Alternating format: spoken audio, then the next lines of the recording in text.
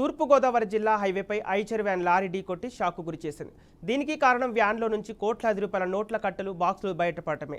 నల్లజర్ల మండలం అనంతపల్లి ఎర్రకాల్వ వద్ద Eicher van lorry వెనుక నుంచి ఢీకొట్టింది. దీంతో వ్యాన్లో 7 అట్టపెట్టెలో దాచిన నగదు బయటపడింది. దాదాపు 7 కోట్ల రూపాయలుగా గుర్తించారు. ఐచర్ వ్యాన్ కెమికల్ పౌడర్తో వెళ్తుండగా ప్రమాదం జరిగింది. ఇక నగదును నల్లజర్ల పోలీసులు స్వాధీనం చేసుకుని టోల్ ప్లాజా అడ్మినిస్ట్రేటివ్ భవన్కు తరలించారు. అనంతరం లెక్కించి సీజ్ చేశారు. కేసు నమోదు చేసుకున్న పోలీసులు దర్యాప్తు చేస్తున్నారు.